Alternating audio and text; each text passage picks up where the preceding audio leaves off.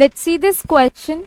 Which is the correct reaction coordinate diagram for the following solvolysis reaction? ठीक है, तो हमें बताना है solvolysis reaction का कौन सा ये हमारा जो है रिएक्शन कोऑर्डिनेट डायग्राम है वो कौन सा करेक्ट है।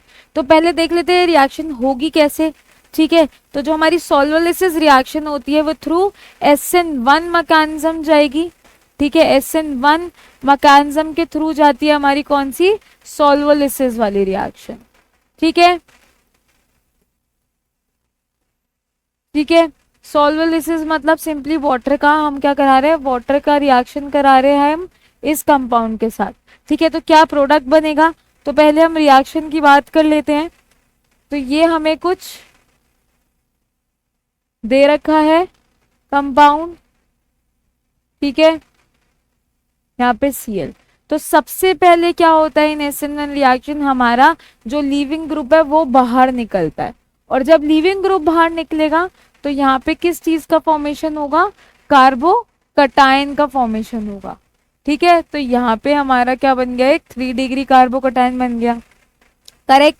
इसके बाद जो हमारा सॉल्वेंट है विच इज वाटर हेयर, इसके लोन पेयर्स क्या करेंगे, इस पर अटैक करेंगे और ये कुछ इस तरीके का हमारा ग्रुप बन जाएगा।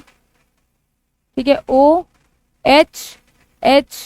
प्लस, यहाँ पे कुछ ऑक्सोनियम आयन का फॉर्मेशन हो जाएगा। ठीक है, ये एंड देन ये यहाँ से ये प्रोटॉन निकलता है, मतलब कि डी प्रोटोनेशन होगा सिंपली। ठीक है, डी प्रोटोनेशन हो रहा है, तो यहां से हमारा क्या बन सकता है, कुछ इस तरीके का प्रोडक्ट बन सकता है। ठीक है, पॉसिबिलिटी दोनों है कि वो वेज से आए या डैश से आए, दोनों पॉसिबिलिटी है, इसीलिए यहाँ पे दूसरा वाला प्रोडक्ट भी बना रखा है। ठीक है, SN1 रिएक्शन में हमारे दोनों प्रोडक्ट्स बनते हैं, इन्वर्जन भी और रिटेंशन वाला भी। ठीक है, तो अब हमें बताना है कि इसके अकॉर्डिंग हमारा कौन सा रिएक्शन कोऑर्डिनेट डायग्राम होगा। तो आप अगर देखोगे तो यहाँ पे हमारे को 2 इंटरमीडिएट्स का फॉर्मेशन हुआ है, एक तो हमारा कार्बोकटायन बना है यहाँ पे, दूसरा यहाँ पे हमारा ये वाला केस जहाँ पे हमारा क्या बना था, ऑक्सोनियम आयन बना था। ठीक है, और यहाँ पे हमारा कार्बोकटायन बना। ठीक है, तो इसका मतलब क्या है कि हमारा अगर हम डायग्राम देखेंगे, ठीक है, तो इट मीन्स ये हमारी एक 3 स्टेप रिएक्शन है।